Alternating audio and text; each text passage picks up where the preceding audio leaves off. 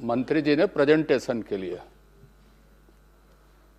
आप स्पष्ट करेंगे हमारी चर्चा है, इसलिए मैं विधि विधायी प्रक्रिया में नहीं जा रहा हूं, लेकिन यह चर्चा किस मोशन में किस तरह से होगी, मैं प्रश्न खड़ा करूंगा, उसका वो उत्तर देंगे कि उन्होंने चर्चा कर दी, या गोपनीय सत्र जैसे हुआ हमने एक अपनी अपनी बात रख दी कि प्रस्ताव पर, कि शासकीय संकल्प पर, अशासकीय संकल्प पर किस तरह की प्रक्रिया में चर्चा होनी है और मैं किस तरह से अपनी बात रखूं, ये मेरे अंदर प्रश्न है। लेकिन चूंकि आपने व्यवस्था दी है तो एक नई परंपरा की आज छत्तीसगढ़ विधानसभा में शुरुआत हो रही कि हम कौन सी प्रक्रिया में बहस शुरुआत कर रहे हैं और कौन सी प्रक्रिया में इसका उत्तर आएगा और कौन सी प्रक्रिया में चर्चा हो रही है। तो इसलिए यह स्पष्ट हो जाना चाहिए था कि आखिरी में मंत्री जी उत्तर देंगे तो मैं उस तरह से बोलूंगा, यदि मुझे अपनी बात रखनी है तो मैं उस तरह से बोलूंगा, सुझाव देना है तो मैं उस तरह से बोलूंगा। तो इस तरह की चीजें थोड़ी चर्चा शुरू होने के पहले स्पष्ट रहनी चाहिए कि विधानसभा में इस तरह की चर्चा। माननीय अध्यक्ष महोदय, मैंने बात सही कही कि गलत कही? आप विधानसभा अध्यक्ष रहे। माननीय अध्यक्ष महोदय, पहले तो मैं माननीय मुख्यमंत्री जी को बधाई देता हूं, माननीय वित्त मंत्री जी को बधाई देता हूं कि उन्होंने विजन डॉक्यूमेंट एक रखा और निश्चित रूप से एक मार्गदर्शी सिद्धांत होता है कि हम कैसे किस तरह से कार्य करना चाहते हैं। जितनी बातों का उल्लेख हुआ, जिस तरह से संकल्पों की अभिव्यक्ति हुई, मैं उसमें भी बात करूंगा और छोटे छोटे विषय भी बात करूंगा। और मैं निराशावादी तो बिल्कुल नहीं हूं, और निराशावादी इसलिए नहीं हूं कि भाई मेरी जो बात होगी तो हो सकता है उसमें लगे कि साहब कोई बात ऐसी नकारात्मक हो गई होगी, पर वो नकारात्मक बिल्कुल नहीं होगी। हमारी सरकार है, हमारी सरकार अच्छी तरह से चले और ये जो संकल्प की अभिव्यक्ति हुई है वो संकल्प निर्धारित समय में शुरू हो। संकल्प जो अंजोर विजन है उसमें मैंने पूरे पृष्ठ पढ़े। मुझे अध्यक्ष जी ने परसों रात को बताया था, ये संसदीय कार्य मंत्री जी ने, कि आपको बोलना है। मैंने उनसे भी पूछा था कि ये किस तरह की चर्चा है और किस तरह से हमें बोलना है। बहुत सारे थिंकर, बहुत सारे इंडिकेशन की चर्चा हुई देश दुनिया की। मेरे ख्याल से माननीय, आप तो पढ़ते हैं, आपके एक इंटरव्यू में मैंने पढ़ा था कि यदि आप नौकरी नहीं करते तो हिंदी साहित्य और इसमें कुछ करते। साहित्य का आपने उल्लेख किया था शायद। रूमी की एक कहावत है, दुनिया के बड़े सूफी कवि थे माननीय अध्यक्ष महोदय, और अमेरिका का उल्लेख हुआ, अमेरिका में सबसे ज्यादा पढ़े जाते हो खास तौर पे। रूमी की एक लाइन है, आप एक बूंद में महासागर हो। महासागर की हमने कल्पना कर दी, पर एक बूंद में हम क्या हैं, कहां पर हैं? कलाम साहब ने कहा था कि सपने वो नहीं हैं जो सोए सोए देखे जाएं, सपने वो हैं जो सोने ना दे। आपकी अभिव्यक्ति में दीर्घकाल 2047 की कल्पना है, बहुत अच्छी है, मैं बधाई देता हूं आपके प्रयत्नों की। लेकिन उसकी बुनियाद आज हम कैसे डाल रहे हैं? आपका ज्ञान गति उसमें क्या बोल रहा है? उसके रिजल्ट क्या हैं? दूसरे क्षेत्रों में हम क्या कर रहे हैं? अमित शाह जी, माननीय गृह मंत्री जी ने उस दिन एसआईआर को, जिसको उन्होंने सुधार की चर्चा में स्वीकार किया था, उत्तर देते हुए कहा कि हम इतिहास को छोड़ नहीं सकते, इतिहास का भी उल्लेख करना। छत्तीसगढ़ में समग्र परिवर्तन के लिए हमसे गलतियां कहां पर हुई और कहां पर निर्णय लेने की जरूरत है, और किस तरह से हमको निर्णय में रीढ़ की हड्डी हमारी दिखनी चाहिए, इसकी अभिव्यक्ति सबसे जरूरी है। आमूलचूल परिवर्तन के लिए, उस अभिव्यक्ति के लिए अल्पकालिक तौर पे हमारे जो प्रयत्न हैं छत्तीसगढ़ में, आज जो सबसे बड़ी जरूरत है, आपने जो कहा कि गवर्नेंस डिपार्टमेंट बना है गुड गवर्नेंस की। जब छत्तीसगढ़ बना तो चारों तरफ क्षेत्रीय असंतुलन था। आपके इस नवा अंजोर के किताब में आपने सामाजिक क्षेत्रों में सिर्फ शिक्षा और स्वास्थ्य को स्पर्श किया, गरीबी उन्मूलन को आपने स्पर्श नहीं किया है, वुमेन एम्पावरमेंट को आपने स्पर्श नहीं किया है, आपने लॉ एंड ऑर्डर पुलिस विभाग को स्पर्श नहीं किया है, आपने समाज कल्याण को स्पर्श नहीं किया है। यदि नीतियां और कार्यक्रम बनती हैं तो वो रिफ्लेक्ट होनी चाहिए कि गरीबी उन्मूलन क्या हो। रोजगार पर आपने रिफ्लेक्ट किया है पिछले 5 सालों में, और छत्तीसगढ़ बनने के बाद रोजगार क्या है यह परिभाषित नहीं हो सका आज तक। आप बताएंगे मुझे कि रोजगार की परिभाषा किसको मानी जाती है? और सरकार यह तय करे बेसिक लेवल में कि रोजगार इसको माना जाएगा। यह छत्तीसगढ़ के लिए जरूरी है। मैं आपके इन बातों से सहमत हूं, आपके इन बातों से मैं सहमत हूं कि आप 10 लाख करोड़ से लेकर 2047 तक 75 लाख करोड़ का लक्ष्य रखा है, जो 14% की बढ़ोतरी लगभग, तो 14% की बढ़ोतरी में यह हो जाएगा।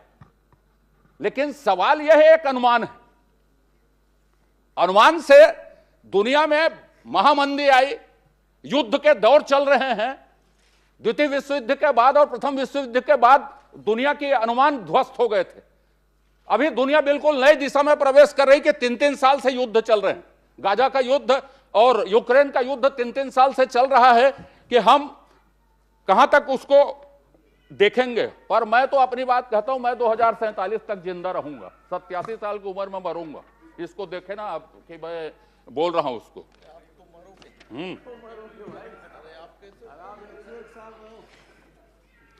माननीय अध्यक्ष महोदय, अब हम इसमें शुरू करते हैं। चलिए, राम विचार जी ने कहा तो राम विचार जी शुरू करते हैं। छोटी छोटी बात, सिंचाई में हमने 25 साल में कितना पैसा खर्च किया होगा, कृषि में जीडीपी का योगदान कितना हो वो अलग चीज है, पर उसको बनाए रखने के लिए हम क्या कर रहे हैं। मैं आपके आर्थिक सर्वेक्षण की एक बात कर देता हूं। सिंचाई में आपने अलग से पेज नहीं रखा है, कृषि के साथ ही उसकी बातचीत की है। आप सिंचाई को बताते थे 37%, यह 23-24 का आर्थिक सर्वेक्षण, और 24-25 के आर्थिक सर्वेक्षण में सिंचाई घट गई 3%, वो 34% हो गया। अरबों रुपये जो खर्च हुए वो कहां पर गए? सिंचाई का प्रतिशत छत्तीसगढ़ में घटा कैसे? और सिंचाई का प्रतिशत यदि घट रहा है तो हमारा योगदान बराबर कैसे रहेगा? इस बात को कौन तय करेगा? इसीलिए मैंने कहा कि ब्यूरोक्रेसी में क्या कहे, गुड गवर्नेंस की जरूरत है। कि 34% कैसे हो गया, यह मैं नहीं बोल रहा हूं, आपका आर्थिक सर्वेक्षण बोल रहा है। आप देख लीजिए 24-25 का आर्थिक सर्वेक्षण निकाल के, इसको जांच करवानी चाहिए कि यह घटा क्यों। दूसरी बात आपको बोल देता हूं, कृषि पर 16% का योगदान है, आगे बढ़ेगा। 1,60,314 हेक्टेयर कृषि का रकबा कम हुआ 25 साल में। सिंचाई का रकबा कम हो रहा है, कृषि का रकबा कम हो रहा है, और आप कहते हैं कि साहब वो बढ़ेगा योगदान। अब दूसरी बात, फसलों के उत्पादन में कमी, 19 फसल, ये आप 24-25 का आर्थिक सर्वेक्षण पढ़ लें, लगातार कमी है फसल के उत्पादन में। 19 फसलों में 16 फसलों का रकबा भी कम हुआ और उत्पादन में भी कमी आई है। लेकिन अब आप देखिए, उसके बाद जो एलाइड सेक्टर है, माननीय प्रधानमंत्री जी ने, माननीय मुख्यमंत्री जी ने, आपने भी कहा कि किसानों के इनकम को हम दुगुना करेंगे। एलाइड सेक्टर में आप न अंडे में आत्मनिर्भर है, न मछली में आत्मनिर्भर है, न किसी चीज में आत्मनिर्भर है, बल्कि राष्ट्रीय औसत से आप कम हैं। उसके लिए किसी तरह की नीतियां एलाइड सेक्टर के लिए बने या कहीं रिफ्लेक्ट नहीं है कि हम एलाइड सेक्टर को मजबूत करके कैसे करेंगे। सिंचाई में जो लघु सूक्ष्म सिंचाई योजनाएं आपकी हैं, मैंने विधानसभा के भाषण में इस बात को कहा है कि सिंचाई के मामले में एजेंसी की सरकार है कि सरकार की एजेंसी है। 20-20 साल 15 साल से योजनाएं पड़ी हैं और वो बन नहीं रही हैं, और बनने के बाद यदि क्षेत्रीय संतुलन आज है सिंचाई में, जब बस्तर की बात कर रहे थे अभी, कहीं पर उल्लेख नहीं करना चाहिए, दंतेवाड़ा के, बस्तर के, नारायणपुर से जहां से आते हैं जल संसाधन मंत्री पूर्व, इन जगहों में सिंचाई की व्यवस्था क्या है? सरफेस वाटर की पॉलिसी क्या है? सरफेस वाटर जो आज का विषय है, आपने नगर नियोजन में बहुत कम बात की है, उसमें सरफेस वाटर, ड्रिंकिंग वाटर के लिए कोई पॉलिसी हमारी है कि नहीं है? बिल्कुल कोई पॉलिसी का उसमें उल्लेख नहीं है, जबकि आज के ये करंट इश्यूज हैं इस दुनिया में। माननीय अध्यक्ष महोदय, एलाइड सेक्टर में हमने कहा कि हम बिल्कुल पीछे हैं, उसमें काम करने की जरूरत है। आंकड़े में उन्होंने स्वीकार किया, आपने आपके विजन दस्तावेज में, अंडों के उत्पादन में, मछली के उत्पादन में। अब मैं आपको बता देता हूं जो आंकड़े आपने दिए नहीं। राम विचार जी से जब मैंने शुरू की, बीज के मामले में हम आत्मनिर्भर हैं क्या? छत्तीसगढ़ आत्मनिर्भर है क्या बीज के मामले में? कौन से बीज में छत्तीसगढ़ आत्मनिर्भर है? और कौन सा बीज आज भी हम मध्य प्रदेश बीज महासंघ से बीज खरीदते हैं, आज भी हिंदुस्तान के बीज विकास निगम से बीज खरीदते हैं, उन बीजों को खरीदते हैं जो छत्तीसगढ़ में लगाया जाता है, उन फसलों के भी बीज खरीदते हैं हम। 25 साल बाद आत्मनिर्भरता में हमने काम कदम क्या उठाए? तो नीतियों में ये छोटी छोटी बातें छत्तीसगढ़ को बड़ा करेंगी। मेरा कहने का मतलब यह है, मैं सिर्फ आलोचना नहीं कर रहा हूं, यह वस्तु स्थिति है, यह किसी सरकार की है या नहीं है, इस दिशा में काम करने की जरूरत है। अब पशुपालन एलाइड सेक्टर का जब मैंने उल्लेख किया तो आपको बता देता हूं, दुग्ध उत्पादन में छत्तीसगढ़ का योगदान 0.88% है मात्र। ठीक है साहब? खपत कितनी है छत्तीसगढ़ में? मैंने शुरुआत के 5 राज्यों में पंजाब, राजस्थान, हरियाणा, आंध्र प्रदेश, गुजरात, छत्तीसगढ़ ले लें तो 192 ग्राम साहब। पंजाब के लोग 1.25 लीटर दूध पीते हैं प्रति व्यक्ति। नस्ल सुधार में आपके पास कोई कार्यक्रम नहीं है। हाइब्रिड जो नस्ल है दुग्ध उत्पादन में, वही 33% का योगदान राष्ट्रीय स्तर पर देती है, और छत्तीसगढ़ में उसका प्रतिशत कितना? मैं आपको बता देता हूं, नस्ल सुधार में हाइब्रिड का 33% है, और हमारा योगदान उसमें कितना है ये मैं खोजना पड़ेगा, लेकिन मैं आपको दे दूंगा इसको। हाँ, 6.3% के आसपास हमारा योगदान। कोई कार्यक्रम नस्ल सुधार के आपके पास नहीं है। आईवीएफ तकनीकी इतना महंगा है कि किसान उसको कर नहीं सकते। एक कामधेनु विश्वविद्यालय में माननीय डॉक्टर साहब ने इसके लिए अपने समय में एक प्रयोगशाला बनवाई थी। आज वो किस स्थिति में काम कर रही मैं नहीं जानता। अब चारा के लिए आपने बात की, चारा की हम बातचीत करेंगे करके। आपका जो पशु चिकित्सालय और पशु औषधालय है वो टीकाकरण और इलाज के मामले में मरणासन स्थिति में, मरणासन। ये बता देता हूं आपको कि आप दुग्ध उत्पादन में या एलाइड सेक्टर को मजबूत करने के लिए सोचने की और ग्राउंड लेवल में काम करने की जरूरत है। छत्तीसगढ़ में इन्हीं छोटे छोटे निर्णय की जरूरत है, और छोटे निर्णय मैंने बोला बूंद से महासागर बनेगा आपको, इसीलिए मैंने कहा, रूमी की कविता इसीलिए बोली। चारा के लिए कोई खास प्रोग्राम है नहीं, एक भी प्रोग्राम नहीं है। आपने ऑर्गेनिक खेती का उल्लेख किया, आपने पंजाब का उदाहरण तो बताया। पंजाब से राजस्थान के बीच स्पेशल ट्रेन चलती कैंसर वालों के लिए। आपने देश दुनिया की बात की, यूरोपीय यूनियन और बड़े इंग्लैंड जैसे देशों ने भारत के कई उत्पादों को प्रतिबंधित कर दिया। ऑर्गेनिक माने खेती के उत्पादों को प्रतिबंधित कर दिया कि आप फर्टिलाइजर का उपयोग, पेस्टिसाइड्स का उपयोग जरूरत से ज्यादा कर रहे हैं, आपको उत्पाद प्रतिबंध। अब मैं ये कहता हूं कि यह स्थिति यदि है, एलाइड सेक्टर में हमारी स्थिति कमजोर है, तो हमारी नीति क्या है एलाइड सेक्टर के लिए? आप उद्योग का दर्जा दे रहे हैं तो क्या है? अब दूसरी बात, चारागाह के लिए क्या है? कुछ नहीं है। नर पशु का उपयोग क्या होगा? मशीनीकरण करने के बाद नर पशु का कोई उपयोग नहीं है। कृत्रिम गर्भाधान में आजकल सिर्फ और सिर्फ मादा नस्ल से भी मादा नस्ल पैदा किए जा सकते हैं, पर उसका कोई उपयोग छत्तीसगढ़ में नहीं है और उसकी कोई नीति नहीं है। तो यह एक छोटे काम है जो ग्रामीण अर्थव्यवस्था को बदल सकते हैं। आपने एनडीडीबी से समझौता किया है, अब वो समझौता कौन से स्टेज में है आप पूछ लीजिए, क्या क्रियान्वित हुआ है उसको। मैं बोलूंगा तो अच्छा नहीं होगा वो। तो इसलिए मैंने आपको कहा कि आप दूध के उपयोग में, उत्पादन में एलाइड सेक्टर जो माननीय प्रधानमंत्री जी के मछली पालन, पशुपालन, मधुमक्खी पालन, जितने तरह के एलाइड सेक्टर है उसके लिए नीति की जरूरत है, और तब आप माननीय प्रधानमंत्री, माननीय मुख्यमंत्री जी के सपनों को साकार करेंगे। गुजरात मॉडल की चर्चा होती है साहब बहुत। गुजरात मॉडल और आपके गवर्नेंस के बारे में धीरे धीरे बात करेंगे अपन। अब आप इसमें स्वास्थ्य विभाग में आपने चर्चा की, आप सेज बनाएंगे। सेज की अवधारणा क्या है? स्वास्थ्य के पहले हम थोड़ा उद्योग में, आपका वो विषय ज्यादा था। उद्योग नीति आपने बनाई, अच्छा है, रोजगार उसमें देंगे, अच्छा है।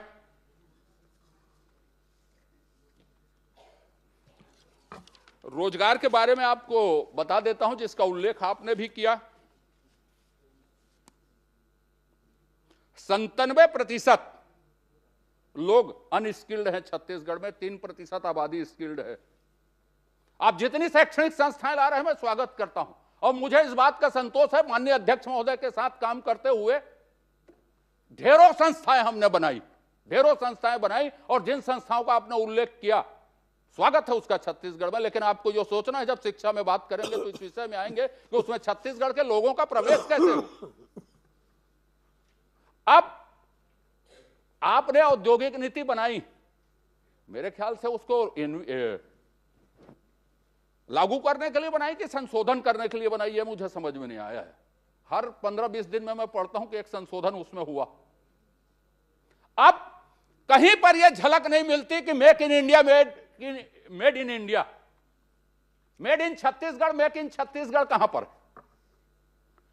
माननीय जब थे, मैं छोटा छोटा उदाहरण दे देता हूं मेक इन इंडिया और मेक इन छत्तीसगढ़ और मेड इन छत्तीसगढ़ का।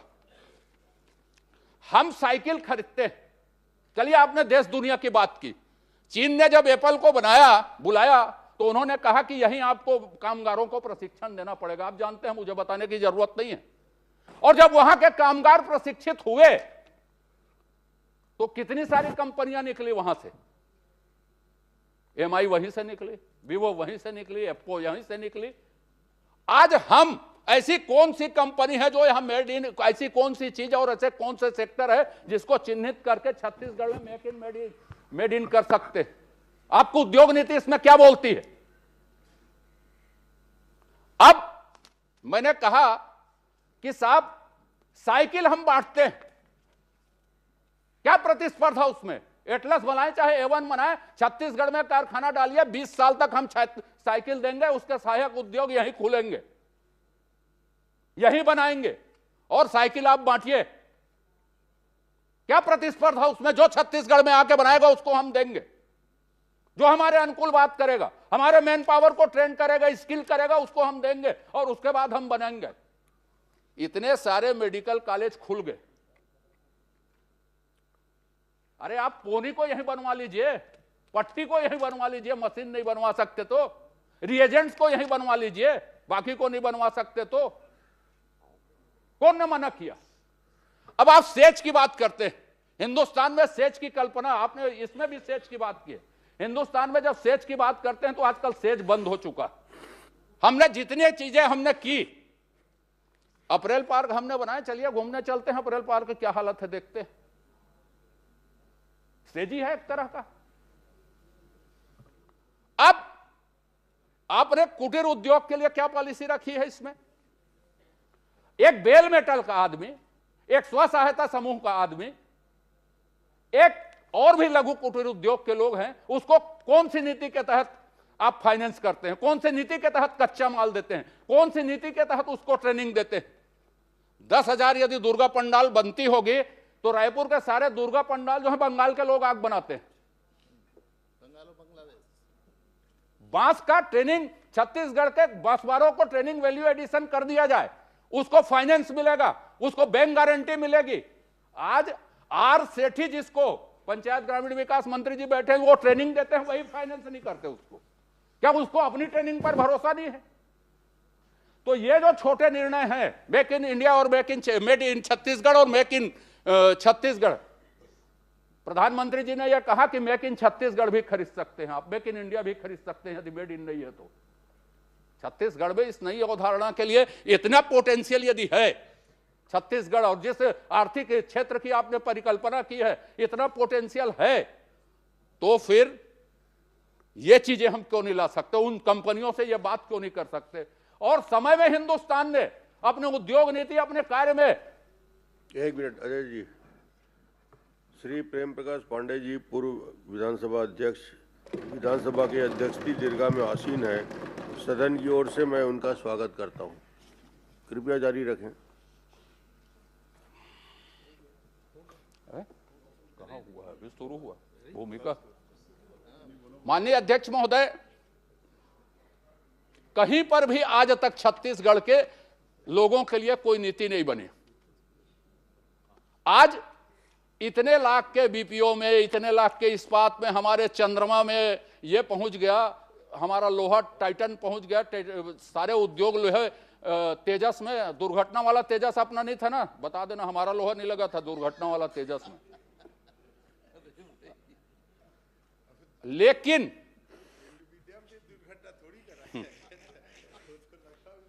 जो सबसे ज्यादा रोजगार देता है थ्रस्ट सेक्टर का, जिसमें छत्तीसगढ़ के लोग काम करते हैं, छत्तीसगढ़ के लोग वहीं उद्योगपति बनेंगे। राइस मिल की हालत क्या है? खाद्य मंत्री जी बताएं, या तो स्वतंत्र बहस आज कर लो उसमें।